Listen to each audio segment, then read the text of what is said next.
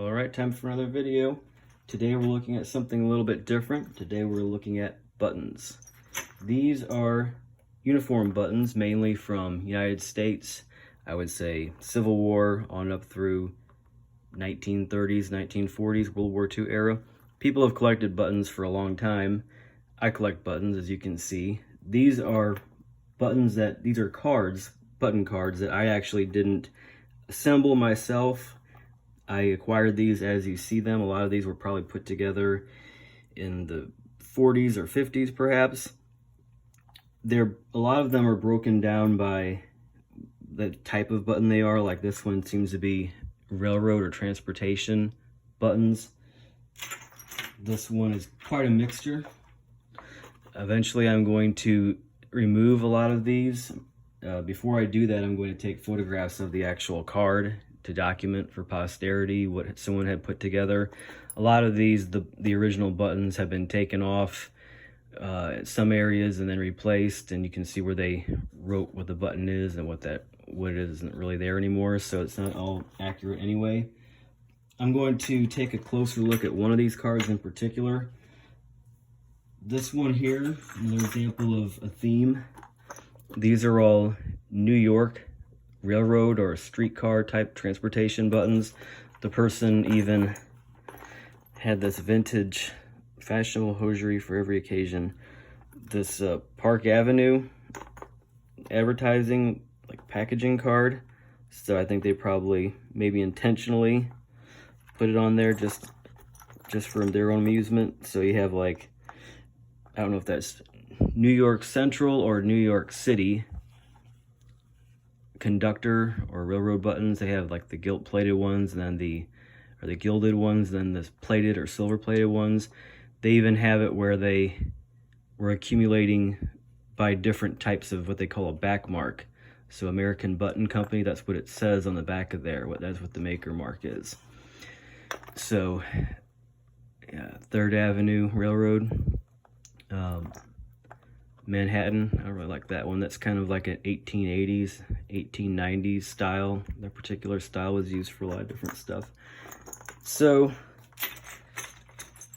I am going to make individual videos on a lot of these when I take them off, if there's actually a pretty good story behind the button. Not long videos, maybe 3-minute long videos. Here's another example of once you get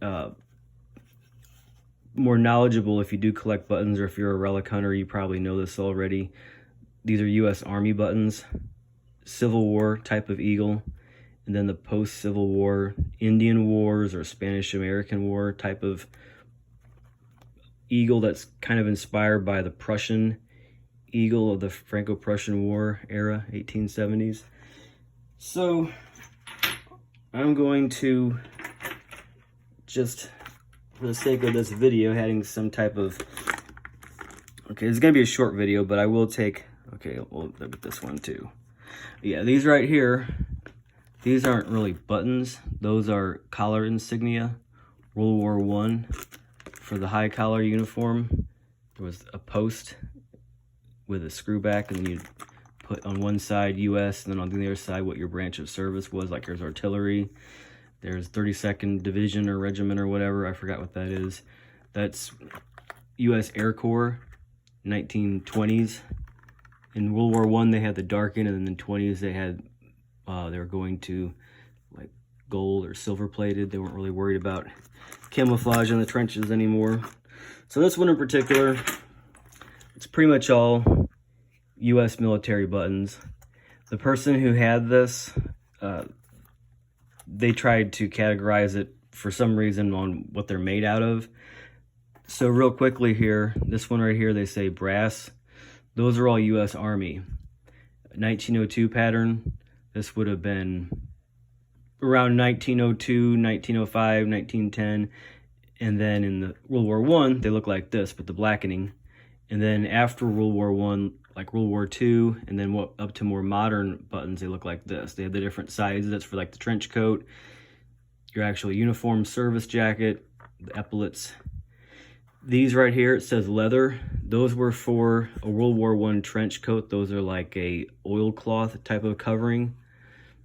Horn. This is a World War I Navy Peacoat, vegetable ivory. These are World War I. They're often used on officer grade, private purchase uniforms. Those are pretty nice, actually. More modern, Bakelite, more modern Navy Peacoat button. Even civilian Peacoats will have those on there. World War II, British, Russian, Soviet. It's Marine Corps, that eagle with the anchor. That I think might be Merchant Marine. Women's Army, World War II, WACs as they call them. Marine or Navy. This is for Navy, U.S. Navy dungarees, like the work clothing from the deck of the ship, like denim work clothing. White metal, those are U.S. Air Force.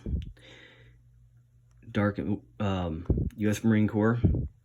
Marine Corps, probably some type of officer. Marine Corps, I don't really collect Marine or Navy stuff, so I don't know when they were switching back and forth between the darkened and then the shiny type of buttons. This might be Merchant Marine or something. Like Navy Chief Petty Officer had their own specific type of buttons. These are U.S. Army Corps of Engineers with the eagle and the castle. That type of design dates back to the early 1800s. And that's the only U.S. Army Corps or branch of service that kept their specific button over the years. Okay, this is Navy. I don't know what MP is. General Staff Officer. These are actually pretty common. That looks Civil War. Indian Wars, that one right there. Navy. Some of these Navy might actually be like Civil War. Indian Wars, maybe Civil War.